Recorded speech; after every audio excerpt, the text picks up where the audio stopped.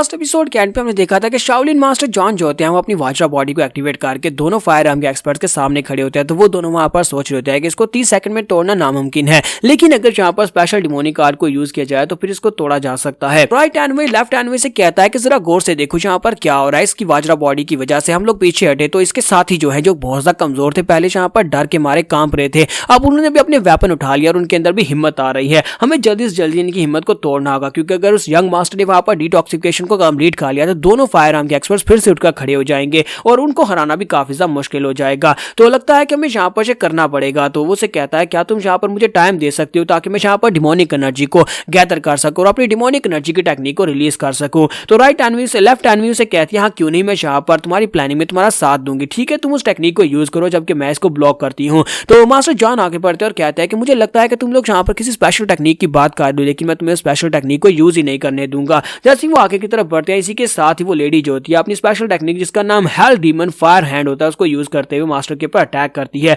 और वो एक बहुत ही पावरफुल टेक्निक होती है जिसके अंदर से बहुत सारी डिमोनिक एनर्जी निकलती है। वो डिमोनिक एनर्जी के साथ मास्टर जॉन के ऊपर अटैक कर देती है। वो उसे कहती है कि डैम मॉन्क, तुम्हें क्या लगता है कि तुम यहाँ पर आगे बढ़ पाओगे? तुम लोग तो हमारे करीब भी नहीं पहुंच सकते। तुम्हारी वाजरा बॉडी तुम्हें प्रोटेक्शन देती है, लेकिन इसका मतलब ये नहीं है कि तुम आगे बढ़कर हमारे पर अटैक कर सकते हो। मैं यहाँ पर पूरे के पूरे ग्राउंड को ही जला दूंगी और उसके साथ साथ तुम्हारी जो वाजरा बॉडी भी जल जाएगी। क्योंकि दूसरी तरफ हमारा यंग म्योंग जो होता है दोनों मास्टर्स की बॉडी के अंदर से पॉइजन को निकाल रहा होता है। तुम्हारा किंदन कहता है कि यहाँ पर मैंने इनकी बॉडी के अंदर से पॉइजन को तो निकाल लिया है, अब बस इनकी बॉडी के अंदर जो छोटी बहुत इंजरीज है उन सभी को यहाँ पर ठीक करना होगा। इनकी ब्लड वेसल्स के अंदर अभी भी यहाँ पर बहुत ही बुरी तरह से पॉइजन की वजह से वो डैमेज हुई हैं। अगर मैं उनको जल्दी से रिपेयर नहीं करता तो ये जो है ये दोबारा से उठकर खड़े नहीं हो पाएंगे। स्पेशली मास्टर ताई हो, इनकी जो इंटरनल इंजरीज है वो बहुत ही बुरी हैं, यानी कि इनकी जो वेन्स हैं वो बहुत ही बुरी तरह से डैमेज हुई हैं। ये तो यहाँ पर ठीक होने के बाद भी फ्रंट लाइन के ऊपर जाकर फाइट नहीं कर सकते, लेकिन मास्टर कुनलून इनके लिए पॉसिबल है। अगर मैं इनको जल्दी से हील कर देता हूं तो ये अभी उठकर यहाँ पर फ्रंट लाइन के ऊपर फाइट करने के काबिल हो जाएंगे। शोंग म्योंग कहता है कि जितना मैंने इस पॉइजन को यहाँ पर समझा है मुझे लगता है ये वही पॉइजन है, ये वही पॉइजन है जो कि टैंक फैमिली के मेंबर्स को देकर भेजा गया था।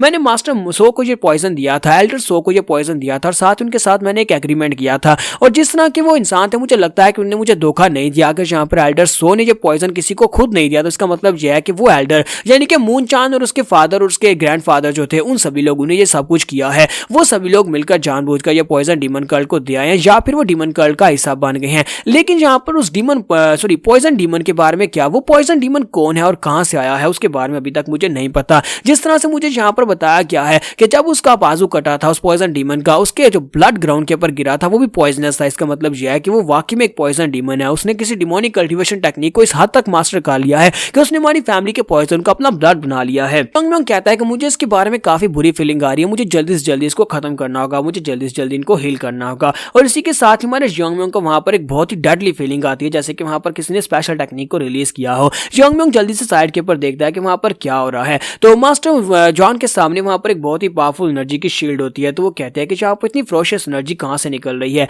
ऐसा कैसे हो सकता है? क्या ये एनर्जी किसी इंसान की या फिर किसी मॉन्स्टर की है? यहाँ ठीक है कि ये लोग डिमोनिक कल्टीवेशन टेक्निक्स को यूज करते हैं, लेकिन इतनी डिमोनिक एनर्जी कैसे हो सकती है? तो इसी के साथ ही जो लेफ्ट एनवी जो होते हैं वो राइट एनवी जो होते हैं दोनों अपनी पावर्स को यूज करते हुए तलवार के साइज को बड़ा करते हैं और उसके ऊपर अटैक कर देते हैं। जब वो उसके ऊपर अटैक करते हैं तो वो उसे कहता है कि इस तलवार के अंदर इवल गार्ड खुद रिजाइड करता है, इवल गार्ड की पावर्स इस तलवार के अंदर है और तुम यहाँ पर इसको ब्लॉक नहीं कर पाओगे, तुम्हारी वाजरा बॉडी भी इसके अंदर नहीं टिक पाएगी। हमारी जो वाजरा बॉडी हमारी इवल गार्ड की पावर्स के सामने कुछ भी नहीं है। और इसी के साथ ही वो उसके ऊपर अटैक करते हैं, जबकि दूसरी तरफ से बुढ़िया भी अपनी स्पेशल टेक्निक के साथ उसके ऊपर अटैक करती है। दोनों जब सेम टाइम के ऊपर मास्टर के ऊपर अटैक करते हैं तो मास्टर अपनी वाजरा बॉडी के साथ अपने हाथों को सामने करते हुए एक शील्ड क्रिएट करते हैं और उसको ब्लॉक करने की कोशिश करते हैं। लेकिन इसी के साथ ही मास्टर जॉन का एक बाजू कट जाता है, क्योंकि वो तलवार को घुमाकर जब उसके ऊपर अटैक करता है तो वाजरा बॉडी भी इसके सामने टिक नहीं पाती और उनका एक बाजू कट जाता है। तो हमारा यंग म्योंग कहता है कि मुझे नहीं लगता कि मास्टर जॉन वहां पर ज्यादा देर तक टिक पाएंगे, उनका एक बाजू पहले ही कट चुका है, मुझे जल्दी से जल्दी करना होगा, मुझे इन दोनों की बॉडीज को जल्दी से रिकवर करना होगा।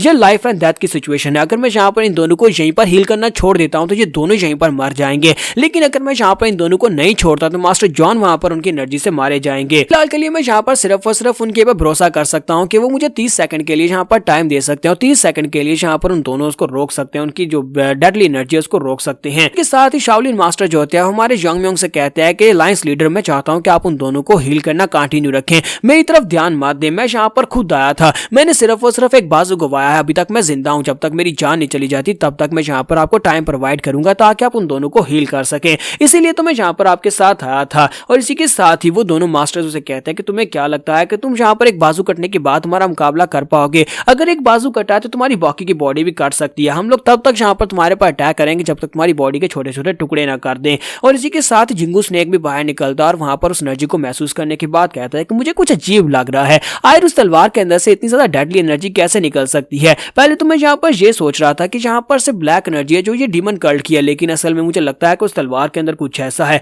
जिसके अंदर से ये इमेंस एनर्जी निकल रही है। ये एनर्जी जो है ये किसी स्पिरिट बीस्ट की एनर्जी है। जिस तरह के मैं यहाँ पर इसका स्पिरिचुअल बीस्ट हूँ, इसी तरह वहां पर भी कोई स्पिरिचुअल बीस्ट है जो कि तलवार के अंदर है और उसके अंदर से वो एनर्जी निकल रही है। तो यहाँ पर हमारी एपिसोड 88 का एंड हो जाता है। तो एपिसोड की एक्सप्लेनेशन अच्छी लगी हो तो कमेंट करके जरूर बताइएगा और वीडियो को लाइक करना मत भूलिएगा। Thank you.